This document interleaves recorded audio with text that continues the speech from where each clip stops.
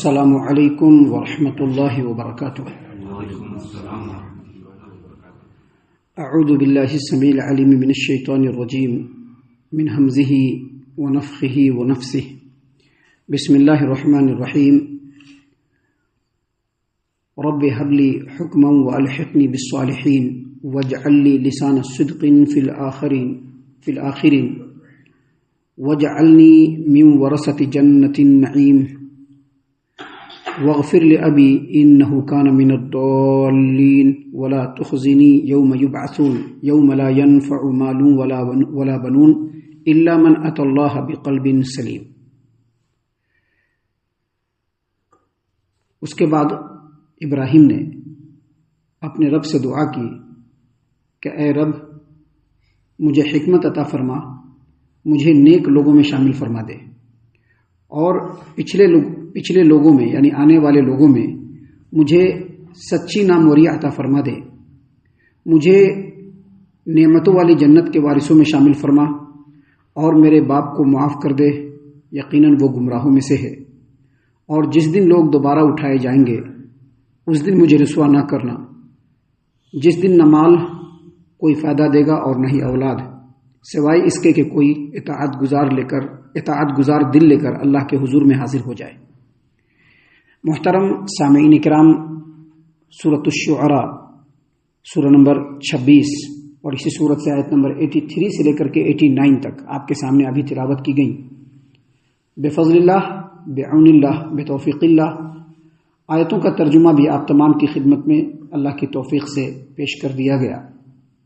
جیسا کہ کل کے درس میں آپ کے سامنے اللہ تبارک و تعالیٰ کے آیات کی روشنی میں واضح کیا گیا تھا کہ سیدنا ابراہیم علیہ السلام نے اپنے رب کی ان صفات کو بیان فرمایا جو سچے معبود میں ہونا ضروری ہے، اور وہ صفات اللہ کے علاوہ کسی کے اندر نہیں ہے۔ ان تمام صفات کو بیان کرنے کے بعد سیدنا ابراہیم علیہ السلام اللہ تبارک و تعالیٰ کی بارگاہ میں دعا کے لیے ہاتھ اٹھا دیا اور دعا کرنا شروع کر دیا۔ یہ جتنی بھی چیزیں بتلائی گئی ہیں یہ سیدنا ابراہیم علیہ السلام کی دعا ہے جو ایک مومن کو اس کے زندگی کے ہر قدم پر رہنمائی کرنے والی ہے۔ دیکھیے، اللہ تبارک و تعالیٰ نے سیدنا ابراہیم علیہ السلام کی دعا کو اپنے کلام میں بیان فرماتے ہوئے کہا، رب هب لي حکما والحقنی بالصالحین، اے میرے رب مجھے حکمت عطا فرما اور مجھے صالح لوگوں میں شامل کر دے۔ یعنی اس کا مطلب یہ کہ انہوں نے اللہ تبارک و تعالیٰ سے دعا کیا کہ اللہ تبارک و تعالیٰ مجھ کو صحیح قوت فیصلہ عطا فرما، مجھے علم و حکمت عطا فرما، مجھے فراست عطا فرما، اور ساتھ ہی ساتھ میرا اٹھنا بیٹھنا جو ہو وہ نیک لوگوں میں ہو، میری صحبت جو ہو وہ نیک لوگوں کے ساتھ ہو، میری زندگی جو گزرے وہ نیک لوگوں کے ساتھ گزرے، اور جب میں مر کر کے آخرت میں جاؤں تو وہاں بھی میں نیک لوگوں کے ساتھ رہوں۔ ایک بات ہمیشہ ذہن میں رکھیے کہ جو نیکوکار لوگ ہوتے ہیں، اگر کبھی ایسے لوگوں کے بیچ میں وہ چلے گئے جہاں لوگ نافرمان ہو، اللہ تبارک و تعالیٰ کے باغی ہوں، اللہ تبارک و تعالیٰ کے حکموں سے غفلت برتنے والے ہوں، اللہ تبارک و تعالیٰ کے حکموں کو انجام دینے والے نہ ہو، تو وہاں پر ایک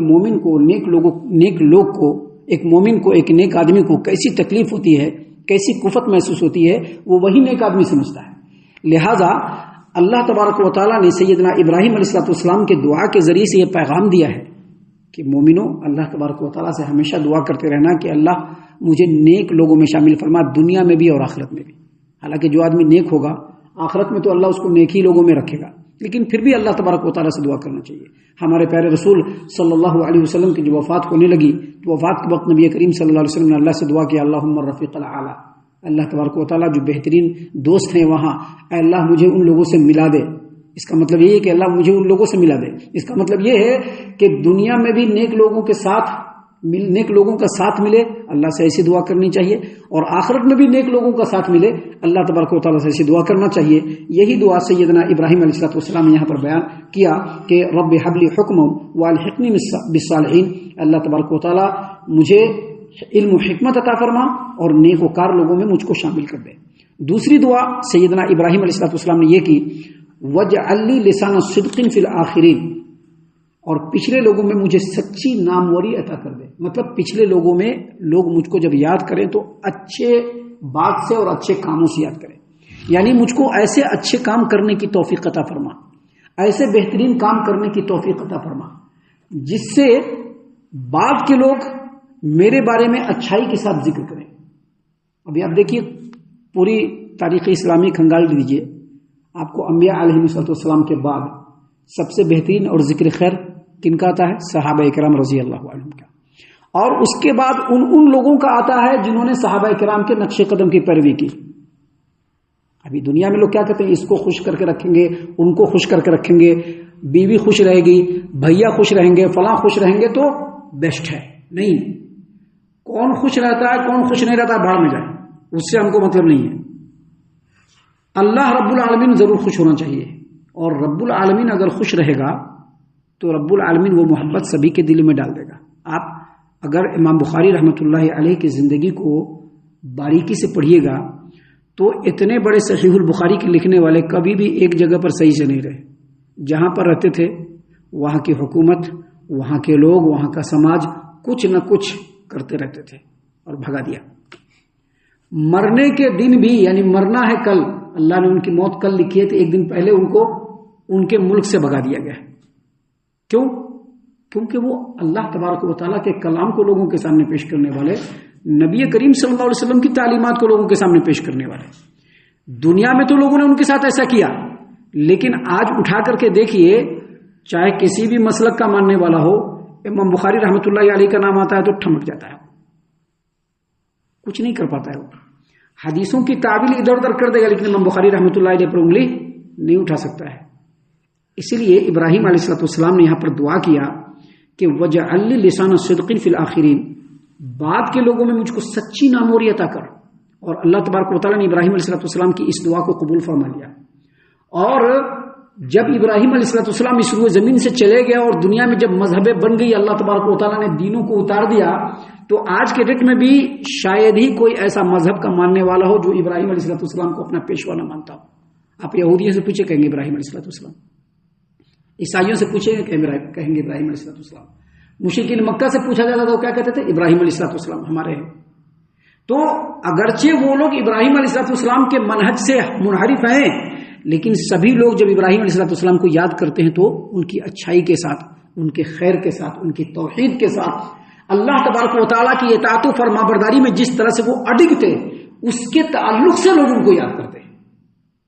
محترم سامعین کرام، جب اسلام آیا، نبی کریم صلی اللہ علیہ وسلم جب دین لے کر کے آئے تو انہوں نے دین ابراہیمی کا اجسر نو تجدید کیا، اور دین ابراہیمی کو ثابت کرنے کے لیے اللہ تبارک و تعالیٰ نے اپنے نبی کو حکم دیا کہ آپ ملت ابراہیمی کی پیروی کیجیے.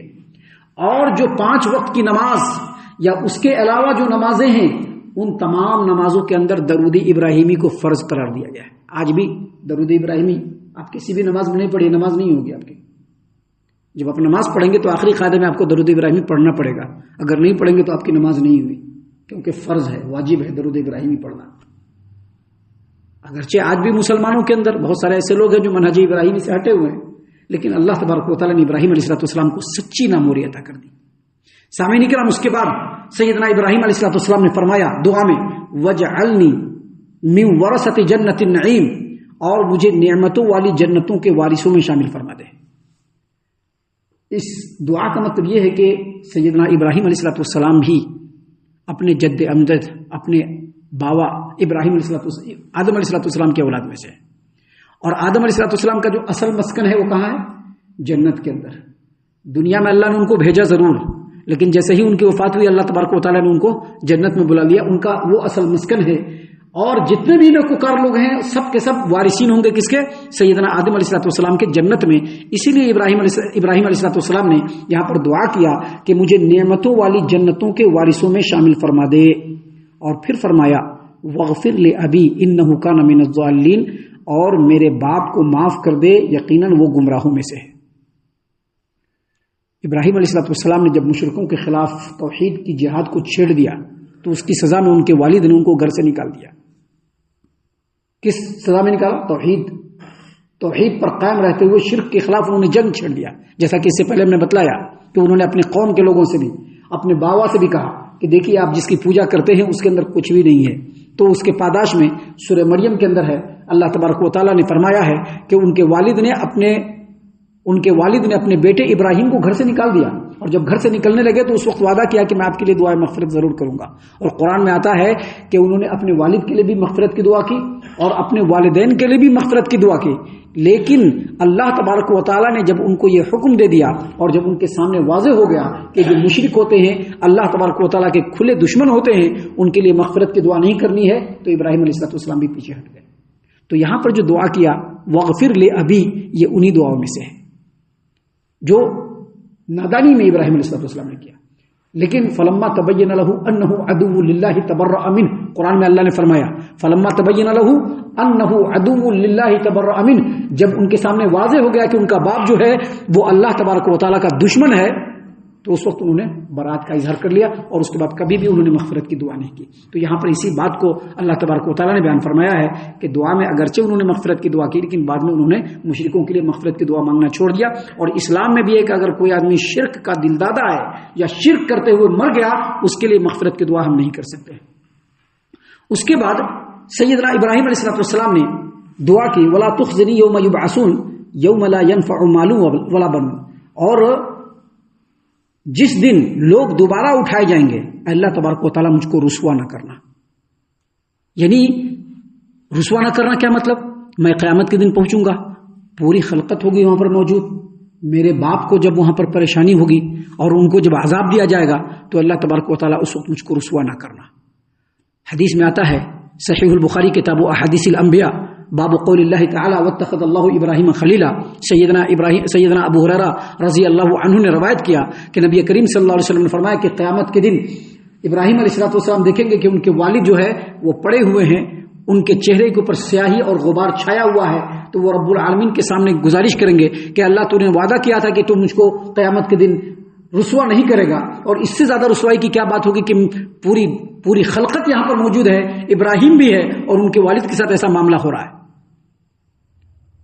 اللہ تبارک و تعالیٰ سے گزارش کریں گے تو اللہ تبارک و تعالیٰ فرمائے گا کہ ابراہیم ہم نے مشرکوں کے اوپر جنت کو حرام قرار دیا ہے, مشرکوں کے اوپر جنت کو ہم نے حرام قرار دیا ہے. اور اس کے بعد کہا گا پیر کی طرف دیکھو, تو پیر کی طرف دیکھیں گے تو باپ غائب اور اس کی شکل میں بجو پڑا ہوا ہے جو بالکل لتھڑا ہوا ہے, اور اس کو پیر سے اٹھایا جائے گا اور اٹھا کر کے جہنم میں پھینک دیا جائے گا. کیوں؟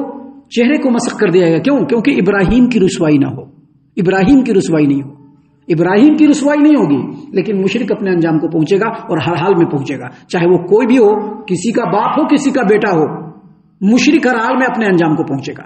اور اس کے بعد اللہ تبارک و تعالیٰ نے فرمایا کہ ابراہیم نے دعا کرتے ہوئے کہا, یہ دعا بھی ہو سکتا ہے اور اللہ تبارک و تعالیٰ کا کلام بھی ہو سکتا ہے.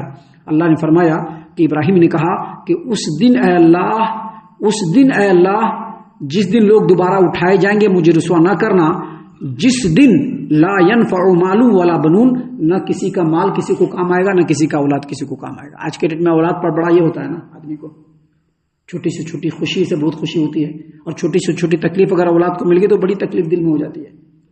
لیکن قیامت کے دن نہ اولاد کام آنے والا ہے نہ مال کام آنے والا ہے, نہ کسی کا مال کام آئے گا نہ کسی کا اولاد کام آئے گا.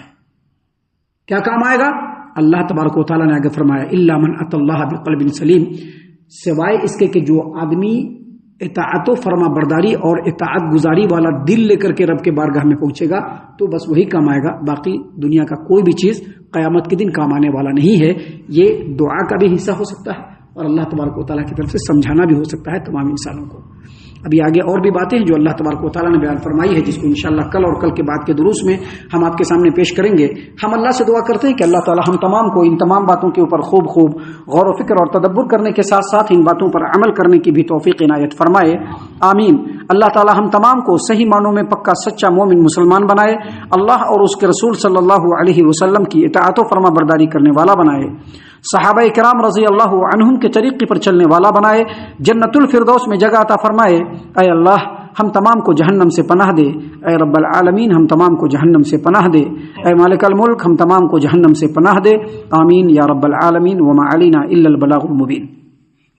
تبارك الذي نزل الفرقان على عبده ليكون للعالمين نذيرا.